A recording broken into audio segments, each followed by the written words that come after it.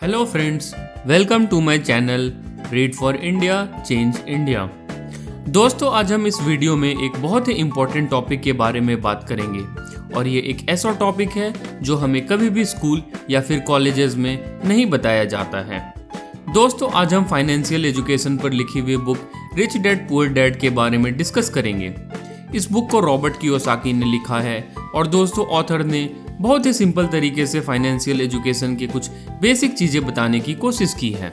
आगे बढ़ने से पहले मैं फिर से आपको बताता हूँ कि रिच डैड पुअर डैड एक ऐसी बुक है जिसे हर किसी को अपने लाइफ में पढ़ना चाहिए और इसे पढ़ने के बाद पैसे कमाने के तरीके को देखने का नज़रिया आपका बिल्कुल बदल जाएगा।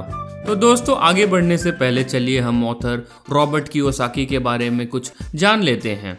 रॉबर्ट टी कियोसाकी एक अमेरिकन बिजनेसमैन और ऑथर हैं। He is also founder of rich dad company, जो फाइनेंशियल एजुकेशन और बिजनेस एजुकेशन पर काम करती है। रॉबर्ट कियोसाकी ने फाइनेंशियल एजुकेशन पर काफ़ी बुक लिख चुकी है और पर्सनल फाइनेंस पर उन्होंने सीरीज ऑफ बुक लिखी है जिसका नाम है rich dad poor dad series of book. Rich dad poor dad book उन्होंने ईयर 1997 में पब्लिश की थी और ये बुक आज भी एक मेगा बेस्ट सेलर है। दोस्तों, रॉबर्ट कियोसाकी प्रैक्टिकल नॉलेज पर बिलीव करते हैं और उन्होंने इस बुक को भी काफ़ी प्रैक्टिकल एस्पेक्ट्स को ध्यान रखकर ही लिखा है। इनफैक्ट उन्होंने एक गेम कैश फ्लो भी डिज़ाइन किया है जिसे खेलकर आपको अपने personal finance related practical aspects के बारे में काफ़ी कुछ पता लग जाएगा। तो फ्रेंड्स, चलिए हम आगे बढ़ते हैं और रॉबर्ट कियोसाकी की इस book rich dad poor dad से कुछ सीखने की कोशिश करते हैं। रॉबर्ट कियोसाकी इस पूरे बुक के नरेशन में अपने दो फादर्स के टीचिंग्स को कंपेयर करते हैं। एक रॉबर्ट के अपने फादर होते हैं जो हाईली एजुकेटेड होते हैं, उनके पास हाईली क्वालिफाइड डिग्रीज और एक वेल पेड जॉब होता है, बट वो अपनी पूरी लाइफ फाइनेंशियली स्ट्रगल करते रहते हैं। रॉबर्ट इन्हें पुअर डैड का नाम देते हैं। दूसरी तरफ उनके दोस्त माइक के फादर को वो अपने दूसरे डैड बताते हैं जो अपने स्ट्रॉन्ग फाइनेंशियल नॉलेज से रिचेस्ट मैन इन हवाई होते हैं। रॉबर्ट इन्हें रिच डैड का नाम देते हैं। ऑथर बताते हैं कि वो बचपन से ही इन दोनों बाप की टीचिंग्स सुनते रहते हैं और उनको कंपेयर करते हैं। उनके पुअर डैड उन्हें ट्रेडिशनल वे ऑफ लाइफ जिसमें मेहनत करके पढ़ाई करके नौकरी करने की सलाह देते हैं, वहीं दूसरी तरफ उनके रिच डैड उन्हें मेहनत करके नौकरियां जनरेट करने की सलाह देते हैं। रॉबर्ट बोलते हैं कि उनके पुअर डैड बोलते हैं कि पैसे का प्यार सारी मुसीबतें पैदा करता है, तो उनके रिच डैड बोलते हैं पैसे का अभाव सारी मुसीबतें पैदा करता है। दोस्तों, ऑथर बोलते हैं कि अगर सिर्फ मेहनत करने से ही सारे लोग अमीर हो जाते तो आज बहुत सारे लोग जो हाईली स्किल्ड और क्वालिफाइड हैं वो गरीब या फिर मिडिल क्लास नहीं होते। वो बोलते हैं कि एक सबसे बड़ा कारण अमीर के और अमीर होने का और गरीब के और गरीब होने का ये है कि हमें पैसे के बारे में कभी भी स्कूल या कॉलेजेस में नहीं पढ़ाया जाता है। दोस्तों, ऑथर अपने दोनों डैड के सोच को कंपेयर करते हैं और बताने की कोशिश करते हैं कि कैसे वो हमारे फाइनेंशियल स्टेटस को अफेक्ट करता है।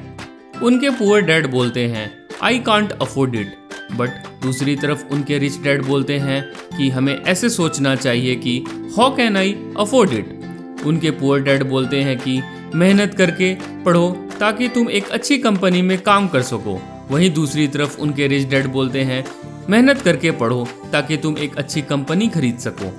उनके पुअर डैड बोलते हैं पैसे के मामले में रिस्क कभी मत लो, वहीं दूसरी तरफ उनके रिच डैड बोलते हैं कि रिस्क मैनेज करना सीखो तभी तुम और पैसा कमा पाओगे। फ्रेंड्स, ये सारी बातों के थ्रू ऑथर हमारे फाइनेंशियल माइंडसेट को चेंज करने की सलाह देते हैं और दोस्तों ये करना ज़्यादा डिफिकल्ट नहीं है।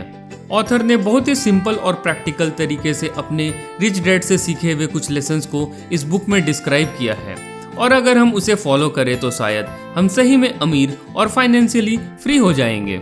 तो चलिए दोस्तों, हम रॉबर्ट के रिच डैड के कुछ प्रिंसिपल्स को डिस्कस करते हैं और फाइनेंशियल एजुकेशन जैसी टॉपिक के बारे में बात करते हैं जो हमारी एजुकेशन सिस्टम में कभी भी नहीं सिखाया जाता है। सबसे पहला लेसन ऑथर बताते हैं कि पुअर और मिडिल क्लास लोग पैसे कमाने के लिए काम करते हैं, लेकिन अमीर लोग ऐसा नहीं करते हैं। अमीर लोग के पैसे ही उन्हें पैसा कमा कर देते हैं। फ्रेंड्स, ऑथर मिडिल क्लास और गरीब लोगों की लाइफ को एक रैट रेस की तरह बताते हैं।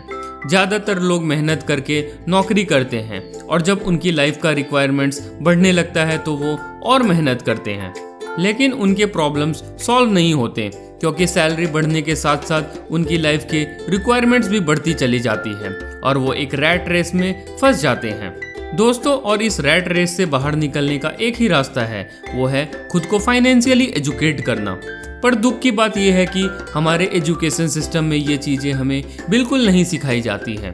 फ्रेंड्स, ऑथर बोलते हैं कि ज़्यादातर लोग अपॉर्चुनिटीज़ इसलिए मिस कर देते हैं क्योंकि वो पैसे और जॉब सिक्योरिटी के पीछे भागते रहते हैं। दोस्तों, अगर हम पैसे के लिए काम नहीं करेंगे तो हमारा दिमाग हमेशा अपॉर्चुनिटीज़ ढूंढता रहेगा टू परफॉर्म बेटर, जो ज़्यादातर अमीर लोग करते हैं।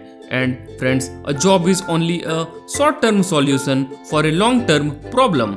The next lesson is, it is not how much money you make, it is how much money you keep. दोस्तों, सिर्फ पैसे कमाने से इंसान अमीर नहीं होता, बट अमीर वह तब होता है जब वो पैसे रखना सीख जाता है। फ्रेंड्स, फाइनेंशियल फ्रीडम का सबसे बेसिक मतलब ये है कि अगर आप अपनी लाइफ में कुछ ना भी कर रहे हो तो फिर भी आपके पैसे से ही आपका इनकम जनरेट हो रहा हो। ऑथर बोलते हैं कि रिटायरमेंट का मतलब ये नहीं है कि आप काम नहीं कर रहे हैं, बट इसका ये मतलब है कि आप काम करें या फिर ना करें, आपके एसेट्स यानी कि आपकी संपत्ति आपको पैसे कमा कर दे रही हो। दोस्तों, ऑथर ने इस कंसेप्ट को बहुत ही बेहतरीन तरीके से एसेट्स और लाइबिलिटीज के डेफिनेशन से समझाया है। ऑथर बोलते हैं कि अमीर लोग हमेशा अपने पैसे एसेट्स पर लगाते हैं, जैसे कि stocks, bonds, shares, real estates, rent generating house, और उस पैसे से हो रही कमाई से वो अपने एक्सपेंसेस को मेंटेन करते हैं। लेकिन मिडिल क्लास लोग अपने पैसे लायबिलिटीज पर खर्च कर देते हैं, जैसे कि expensive clothes, cars, self owned houses, और वो इसे एसेट समझने लगते हैं। दोस्तों, अगर हम आसान लैंग्वेज में समझने की कोशिश करें तो एसेट्स का मतलब है वो चीज़ जो आपको पैसे कमा कर दे रही हो, और लायबिलिटीज का मतलब है वो चीज़ जो आपके पॉकेट से पैसे निकाल रही हो। दोस्तों, इस कंसेप्ट को ऑथर ने बहुत अच्छी तरीके से इस बुक में बैलेंस शीट और कैश फ्लो डायग्राम से समझाया है, और वो बोलते हैं कि अगर आप भी फाइनेंशियली फ्री होना चाहते हैं तो आप अपना सारा पैसा इनकम जनरेटिंग एसेट्स पर लगाएं। The next lesson is mind your own business. Friends, author ये बोलते हैं कि हमारा प्रोफेशन और बिजनेस डिफरेंट होना चाहिए, और इस कंसेप्ट को ऑथर अपने लाइफ के एक्सपीरियंस से शेयर करते हैं। रॉबर्ट कियोसाकी बताते हैं कि जब वो एक जेरोक्स कंपनी में सेल्समैन का काम करते थे तो उनका प्रोफेशन सेल्समैन का था, बट वो अपने फ्री टाइम में रियल एस्टेट का बिजनेस करते थे।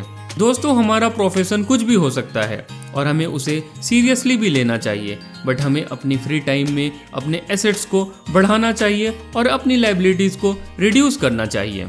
और फ्रेंड्स, इसके लिए हमें अपनी लाइफ में हर दिन एसेट्स और लायबिलिटीज़ के डिफिनेशन को समझना चाहिए और उन्हें अपनी लाइफ में डिफ्रेंशिएट करने के लिए सीखते रहना चाहिए।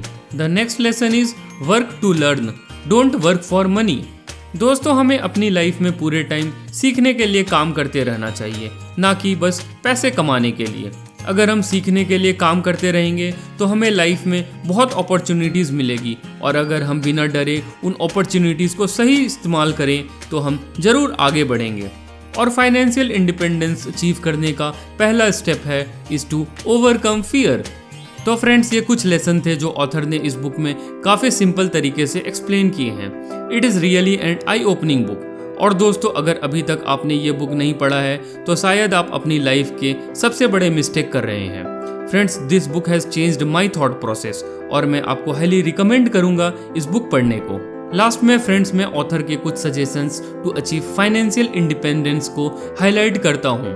उनके कुछ पॉइंट्स हैं: stop doing what you are doing, look for new ideas, find someone who has done what you want to do, take classes, read and attend seminars, think big, learn from history, act now।